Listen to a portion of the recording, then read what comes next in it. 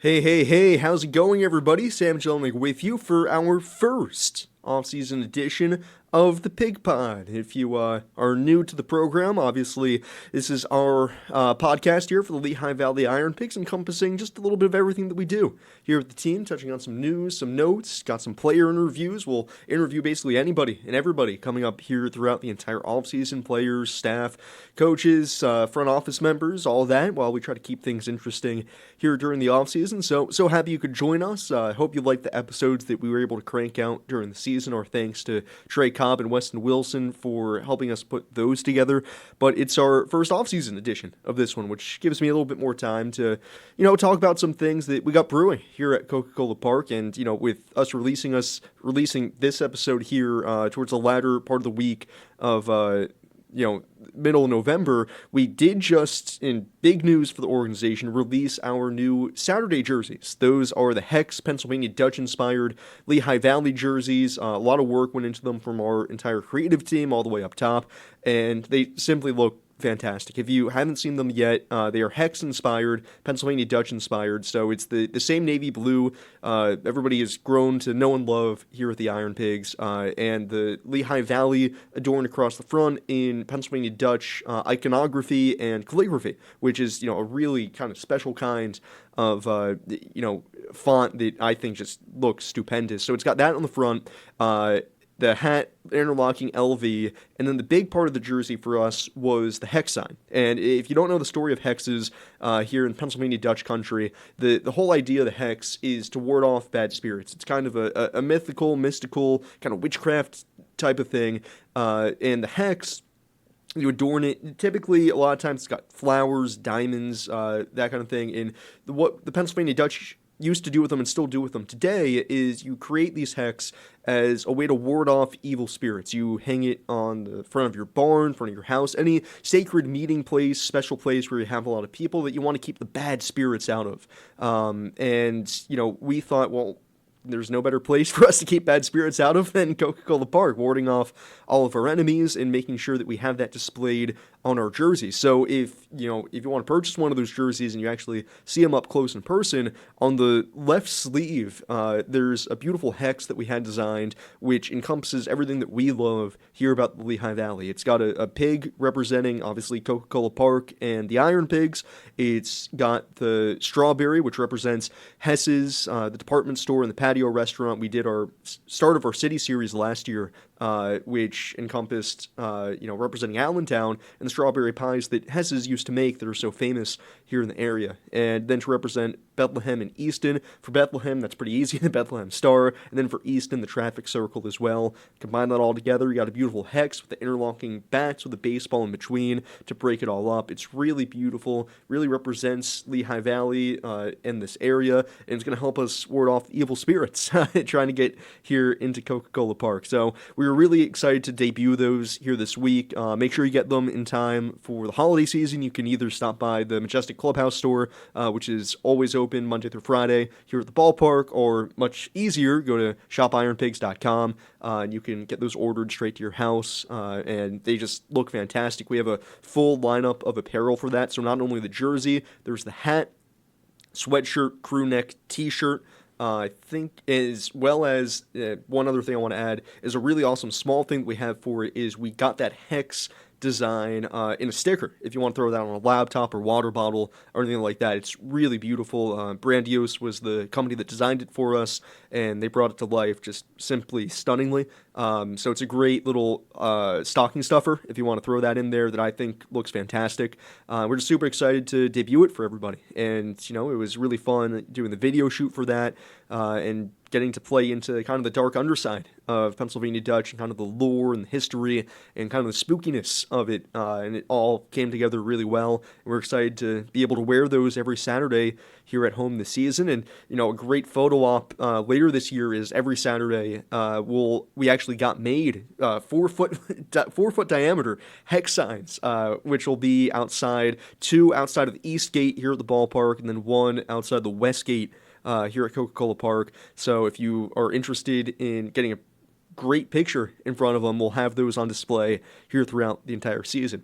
That's not the only bit of uniform news we have. We will have more uniform news dropping on, it is post this episode, I believe, on Thursday the 16th or Friday the 17th, but it'll be Monday the 20th. We have more uniform news coming. I won't completely spill the beans on those yet, but just keep an eye out on the 20th. That we got some more news coming in relation to our uniforms there, a little bit of a redesign for one of our uniforms throughout the week. I won't detail which, but they look really cool. I can assure you they are awesome, and it'll be just another thing that you're going to want to add to your shopping list here for the holidays. So that's kind of some news and notes here from inside the organization, and that kind of leads us into some stuff to do on the baseball side of the organization, which leads us to our interview for today, and that's with Nick Podkul. If you haven't been keeping track the past week or two, there's been a lot of transactions as far as guys electing minor league free agency, or maybe some guys re-signing with the organization, guys being added or traded, either traded outside the organization or added to the 40-man roster. And one guy who was a free agent for technically a hot minute was Nick Podkul. And Nick has elected to resign here with the Phillies. He was a guy who had a great little 3-week cameo with the IronPigs during the season, suffered a absolutely brutal injury, got hit by a pitch in the face, which took him out for the rest of the season. But thankfully, he lived to tell the tale, and he's more than okay now, getting ready for the 2024 season. And we're happy to have him on the podcast here today in order to talk about what his season was like, how he's doing in his recovery, and kind of cover everything in between as well. Because he's a guy with a great story, grew up in the Midwest, went to Notre Dame, rose through the Blue Jays system, had some trouble, but then reinvented himself. And now is kind of a great part of this Phillies organization, a guy who started out at Double-A last year, played his way to Triple-A again, and kind of represents what the Phillies look to do in player development, and has had a great impact on this clubhouse, and a guy that everybody truly loves to have around. So I'll stop blabbering for now, and we'll have our guest on here for today's episode of the Pig Pod. It's IronPigs Infielder, Nick Podkul. Hey everybody, welcome to our first off-season edition of the Pig Pod. So it's only natural that we got the guy with Pod in his last name. I'm sure you've never heard that joke before, Nick. It's Nick Podkul, infielder for the IronPigs. Nick, really happy you had a little bit of time to join us here. Thank you, Sam. Thanks for having me on. I'm excited. Let's do it. All right. So, I mean, naturally, we just got to kind of start with you joined the IronPigs, what was that? Right before the All-Star, or right before or right after the All-Star break. And it was right after the All-Star break. Right after the All-Star break. And you would put up a really good half season with Reading, where you were just mashing the ball out of the ballpark. You come to the IronPigs, you just keep on mashing. And it was kind of a new player profile for you, where you would never hit for that much power at the minor league level. For you, what was it about this year that you were able to take such a huge step forward in that regard? I think a lot of it was weight room driven and swing mechanic driven, just trying to figure out, how to hit home runs, I guess you could say. The last couple of years, before this year, a lot of my pull side balls were top spun. Mm-hmm. I just couldn't really figure out, how to get the ball over the fence. So I did some, swing adjustments with some guys, and that helped me out a lot. And then also just like kind of the mental approach, what pitches I can do damage with, what pitches I can't, and then just trying to formulate a game plan to maximize, the hard contact. So it was nice to kind of all see it come together this year. So hopefully I can continue building on that and get better. So. This is something I've taken pains to try to explain to people whenever I hear it misused a little bit, but you seem like the perfect kind of instance of where, you're talking about topspin and launch angle and the idea of, well, you can't hit a home run on the ground. Right. How do you deal with whenever you hear somebody talk about, this launch angle and all that exit velocity stuff, that's just a whole bunch of nonsense, when really it's, like you said, just the idea of you hit the ball in the air and you hit it hard. Yeah. I think, everyone's different. Everyone's going to have different cues on what they have to feel to ultimately hit, doubles and home runs, because that's what we're all trying to go for. For me, the last couple of years, I thought if I have to, hit a home run, I got to have a home run swing. I got to swing up. And for me, I don't think that worked. So this year I kind of was more like, I need to find the barrel consistently. I need to be, on top of the baseball. Not that I was necessarily swinging down at the ball, because I didn't want to hit, ground balls.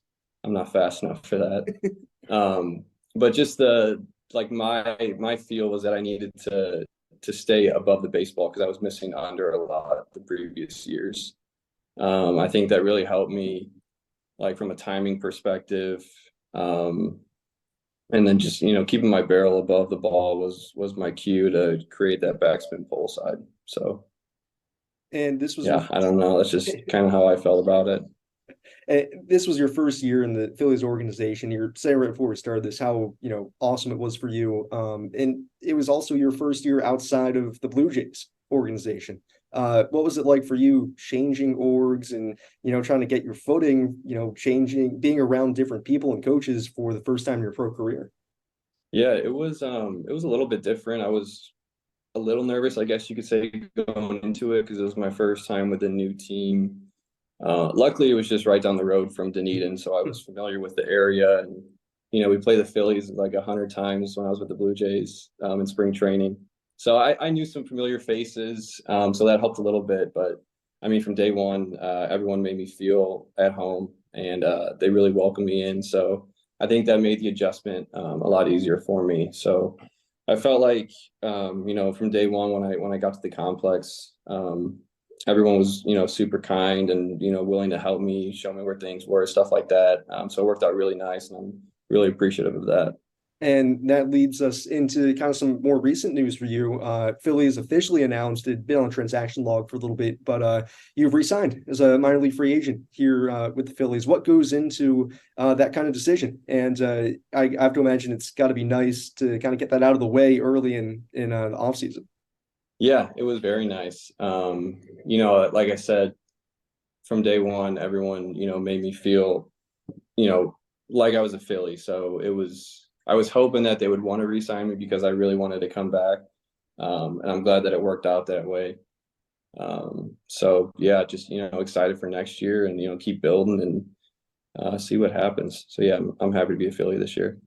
And for you, when you head into the off season like this, what does your day-to-day look like? I know it might be a little bit different now, and correct me if I'm wrong, just with the fact that, thankfully minor leaguers finally got a little bit of a pay raise. So you're not, as hamstrung during the off season, but I know you go back home to Indiana. So what's that like for you?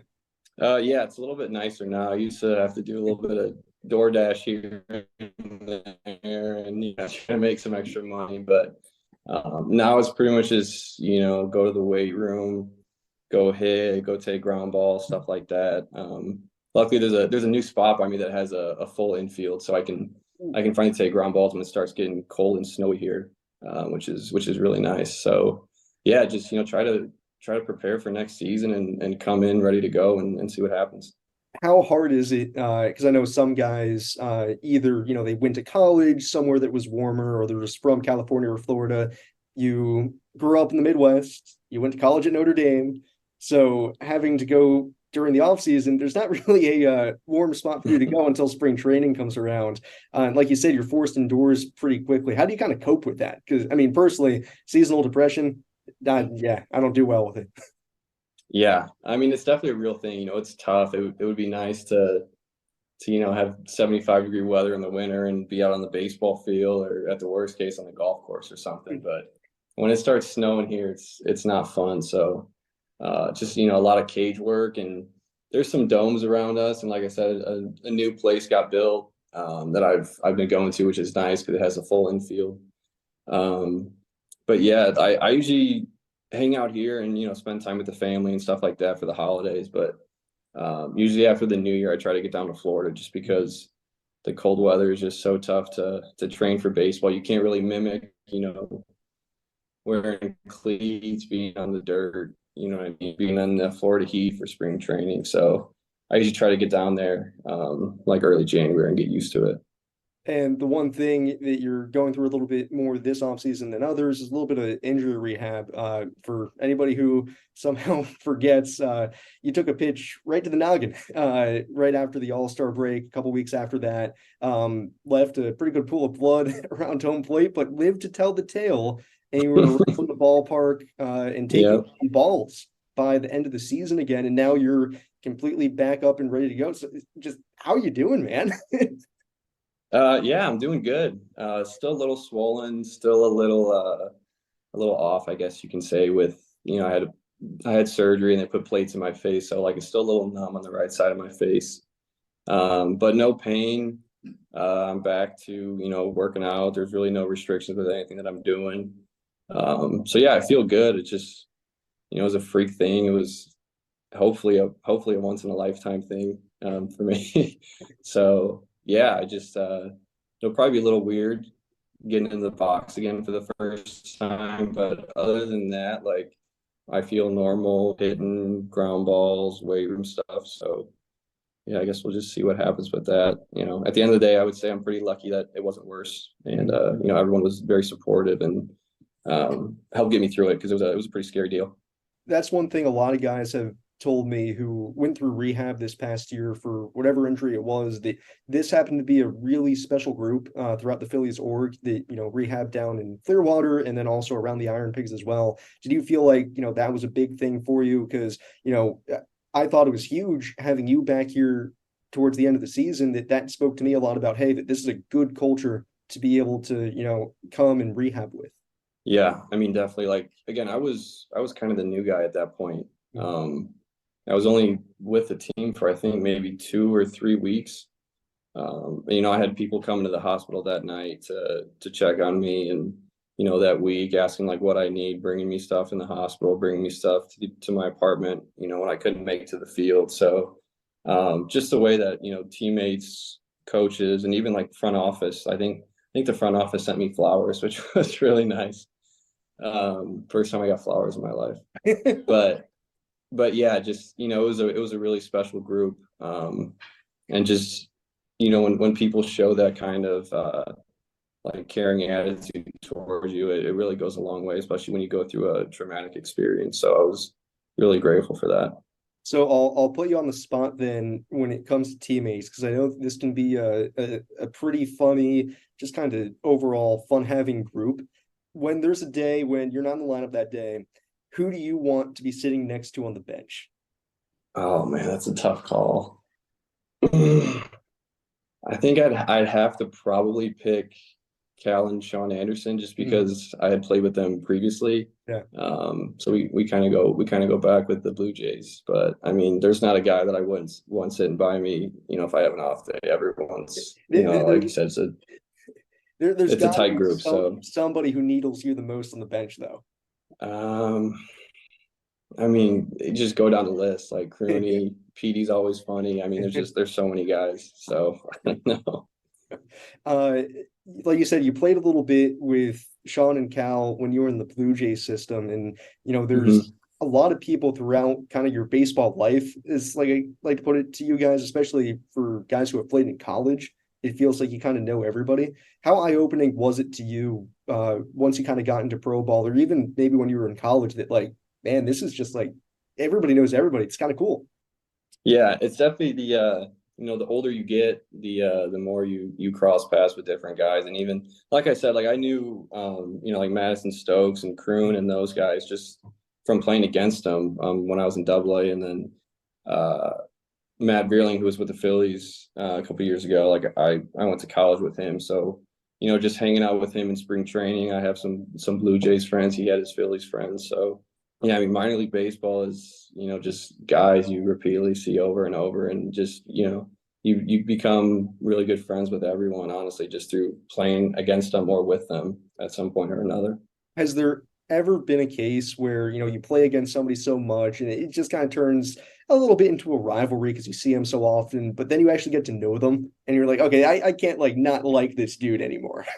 Yeah, I mean, there's definitely guys like that where you're playing against them for 2 or 3 years, and like, God, I just I don't like this guy, and then And then he's on your team, and you're like, wow, he's the best teammate ever. You know, I love him. I want him on my side every single time. So, I mean, yeah, there's guys like that everywhere. Just those the grinder guys, right? That you might, if you're playing against him, you hate him. If he's on your team, you love him. So Shifting into kind of some more funnier stuff, since we are a little bit in off-season mode, I can see peeking out a little bit behind the hat. You got a little bit of the flow going, and I know that was a got a big. little bit. Uh, so you call that a little bit? How is that not like to me? That's relatively long. Yeah, I actually just got a haircut about a week ago. It was getting pretty nasty, so I had to clean it up. But yeah, I mean, I usually have it pretty long during the season, and then try to shape it up and clean it up for the holidays and whatnot when I can't always wear a hat. But yeah, usually during the season, I just let it go. Maybe get one haircut at the All-Star break, and then just let it ride. I'd think you'd want it the opposite because I've had so many guys complain that during the season, especially when it gets like hot and muggy, having long hair and a hat under that, oh, that's brutal. That's even better though. Then it gets a little sweaty and nasty. It's just a ball player look. Did you take any tips from Brandon Marsh about how to wet your hair? No, I didn't. I mean, he submerges it in water. That's I don't know if I could do that. But yeah, he's got some serious flow going. That's for sure. With him, he has like the whole pregame routine with that. Do you have that? Not even necessarily for your hair. Do you have a pregame routine, something like that you got to go through every day to make sure you're ready? Yeah, I'd say my like pregame superstition where or would probably be just taping my wrist and putting my arm sleeve on or whatever accessories I'm wearing that day. And then probably the final one would just be throwing the eye black on. I usually try to wear eye black every game, so that's mine. When did you start with the eye black? Um, Honestly, probably when I was like 6, just because I saw big Oh leaguers man, doing it. So I would, ask my mom and dad to go to Dick's Sporting Goods and buy me some eye black or whatever. But yeah, I like throwing the war paint on. do you do your own eye black? I do, yep. That's impressive because that's not easy to do. That's very easy to mess up. Yeah, I mean, sometimes I mess it up and I gotta wash my face off and do it over. But you get used to it. Is there a pregame food that you go to? I'm not a picky eater. Pretty much whatever is out there, I'll go ham for the game. And I gotta say, I've seen some of the spreads from this past year. Now that the Phils have the kitchen down in the clubhouse, that's gotta be a nice little perk. Hmm. It's good eating for sure. I mean, they take care of us well. So it's not like how it used to be in the minor leagues when I first got drafted. It used to be the clubbies were thrown together, peanut butter and jellies and whatnot. But now with nutritionists and we got the kitchen and everything, like they take care of us well. It's nice. Do you give any flack to any of the younger guys who have kind of come up in I like to call it the post-COVID world, 2021 and on, where, life for them is different. It's the 6 game series at home. The minors are a bit more structured as opposed to, like you said, the clubbies putting together PB and J's all the time. Do you try to give them a hard time about it that, you're a true original grinder? No, I don't because I know that if I said something, then someone older than me, it was probably worse before I got there. So it would just be a never-ending trend. But I mean, it definitely is different. Just like I said, from when I was drafted, and pushed back 20 years from when I was drafted, it was probably way different. So I would say it's moving in the right direction. Though it's getting good for all of us. Did you have kind of a welcome to the minors moment where you were like, oh man, this is different than Power Five ACC baseball? Yeah, honestly, just well, actually, probably when we first got drafted, we all went down to the complex for like a little mini camp before they sent us to short season, and Vlad Jr. was rehabbing. So my first round of BP was with Vlad Jr. and he was hitting balls off the complex. Now just trying to get it out of the cage. So that was probably a wake up call for me hitting in the first group with Vlad Jr. So that was fun. That's has to have been a little weird going through the Blue Jays system with the sons of various like very famous players. I'm trying to think. Cav and Biggio went to Notre Dame too, right? Yeah, I played with Kevin my freshman year. Okay, so you were already a little bit familiar with it about the whole Hmm. of you got Captain Biggio, you got Bo Bichette, you got Vladdy Jr. I guess you weren't as intimidated by it until Vlad steps into the cage. Yeah, it was normal to me. I mean, obviously they're all great players, and I'm playing with Cabin. Like Cabin was awesome. But yeah, I mean, when you step into the same cage as Vlad, that's a different beast. Did you ever think about the fact that you've now played around, obviously, those three, and then you added another one in Cody Clemens this year? Yeah, and actually, I played with Torrey Hunter Jr. in college too. So yeah, a lot of really famous dads out there, and it's nice, like because they're around, right? Like it's cool because those are guys that I watched growing up, and then to see them at my game, not that they're watching me per se, but just having them around, it's a really cool experience. Is there a cool conversation or nugget you ever got from one of them? Mm, I'm trying to think. I want to say it wasn't directed at me. I think it was actually directed at Matt Vierling in college. And I don't quote me on this, but I think the story was Matt wasn't he wasn't wearing a hat for BP. And I think Craig Biggio said you need to wear a hat during BP unless you're in the big leagues or something like that. It was something like that. So I always wear a hat if I'm on the field now. Yeah. Once Matt got called up to the Phillies and now with the Tigers, does he still wear a hat during BP? Or does I he? don't know. I don't know for sure. But I can ask him next time I talk to I'd him. actually find it hilarious if he's like, yeah, now I got the right. Now I don't Yeah, got now he's probably wearing no hat for sure. I went back and looked through your baseball ref page because as a broadcaster, that's kind of what I do. You went and played summer ball in the Northwoods League. Actually the same summer that I was there in 2016. Okay. So I saw you were with Battle Creek. Tell me a little bit about Mhm. your experience in the Northwoods League, because for those who don't know, the Northwoods League it's a summer college ball circuit that is just a grinder. It is grueling. It's 72 games, 76 days, and trying to convince any ball player to do it is crazy. But you did it. Yeah, I think that's probably a really, really good thing if you're a college guy that wants to continue playing, because I mean that's about as minor league-ish schedule as you can get. Um, and honestly, I loved it. I had a really good group, and Battle Creek wasn't the greatest location of all time, but it was just one of those things where it's like we got really close with our teammates. You just bond over, playing baseball and taking long bus rides and doing whatever you do in your free time. So it was a good time, and I mean definitely a grind, not for everyone, but I enjoyed my time a lot. And you mentioned kind of the fact Battle Creek, Michigan is relatively in the middle of the nowhere, but your baseball life has kind of taken you everywhere. You got to play in Canada, you got to play for Vancouver, you've played down in Florida, you've basically played everywhere. Is there a favorite spot, either that you got to travel to or that kind of baseball led you to? Yeah, I mean that's what's so cool about baseball, right? Is you get to go to so many different places and meet people from literally all across the world. I mean, Vancouver was a pretty fun atmosphere just because you're in a different country, and that's like kind of the only baseball they have there. So the fans are really, really into it.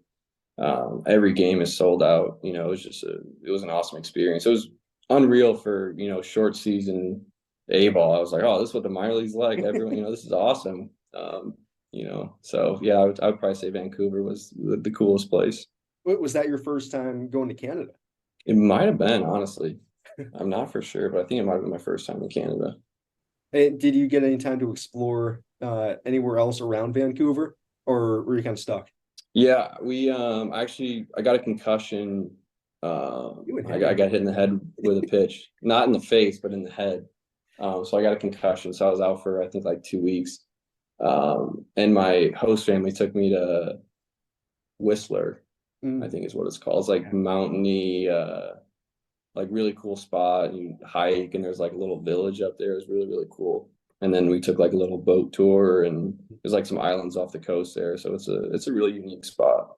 Uh, Looking ahead to this upcoming season for you, like we already established, re-signed with the Phillies. What for you would be a good 2024 season? What do you kind of have mapped out? Honestly, just stay healthy and try to get a full season under my belt, try to play as many games as I can. I don't really want to look into, stats or moving up, moving down, that kind of stuff. I just want to go out there and play every day. So that's kind of my goal is just to, keep my body healthy and, recover that kind of stuff to keep myself on the field and get a full season in. So I'd say that's my number one goal. And now that you've, put together a really good career so far in the minors, what do you think has been your biggest takeaway from, year one when you were playing short season ball to now going into, a second minor league free agent contract? Yeah, I mean, it's just the mental part of everything. I think is when you're coming up, people always say like have a routine. You got to be mentally strong, and I don't think you really understand it until you like get older and experience a lot of stuff. Like I've failed a lot in the minor leagues, um, so just keeping that mental toughness to keep going. Like I've wanted to be a big leaguer since I was a kid. So I don't want to, I didn't want to quit when I got released by the Blue Jays, and luckily it worked out with the Phillies. And I was able to put together a good season last year. But yeah, I just think having that mental toughness to keep going and grinding through. You're playing every single day. Looking back, that's probably like the biggest adjustment is just kind of keep going, I guess. And that mental toughness, like you said, a lot of it can be just internal pressure, but some of my favorite stories end up coming from the external pressure sometimes.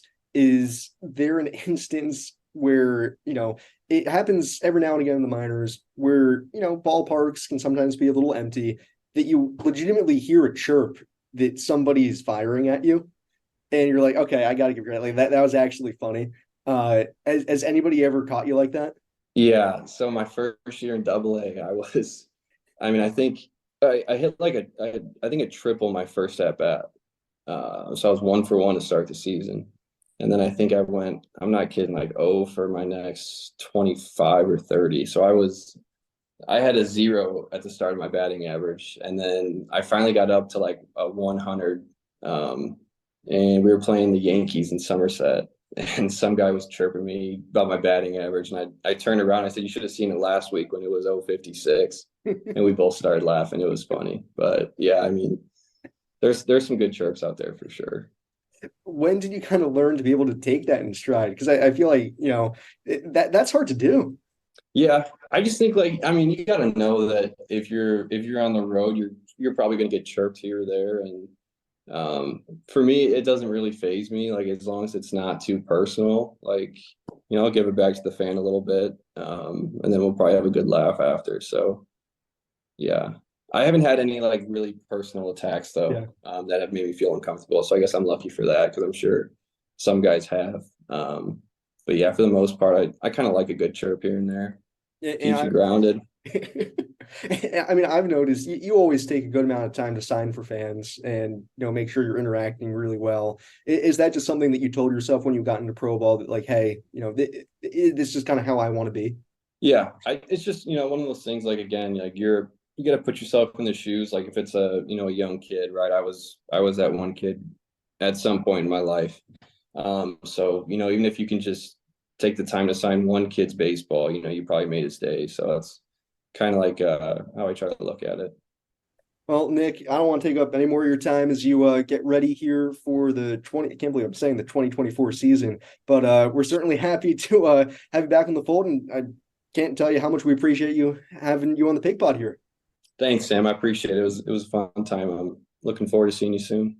Again, a huge thanks to Nick for taking some time out of his busy schedule in order to join us here today. Great conversation with Nick, one of the nicest guys that you can meet in the entirety of baseball. Just an absolute pleasure to have on, a pleasure to have in the clubhouse, and we look forward to having him again here in the 2024 season as well. Well, that'll about wrap it up for this episode of the Pig Pod. Thank you so much for tuning in. We should have our next episode of the podcast coming out very shortly in the next week or two. Have an interview planned for the next one that'll be with Pigs outfielder Cal Stevenson. another guy who actually at one point played with Nick Podkul in the Blue Jays system. So keeping on that theme, and we'll have Cal on for our next episode. So until then, everybody have a great holiday season here with Thanksgiving. I don't think our next episode will be out before then. So since I won't talk to you until then, have a very happy Thanksgiving. Make sure you get your new Pennsylvania Dutch Iron Pigs inspired jerseys, the hex sign. It's absolutely awesome. We're so happy to add that to collection for our Saturdays. You can go to shopironpigs.com to buy those or stop by the Clubhouse store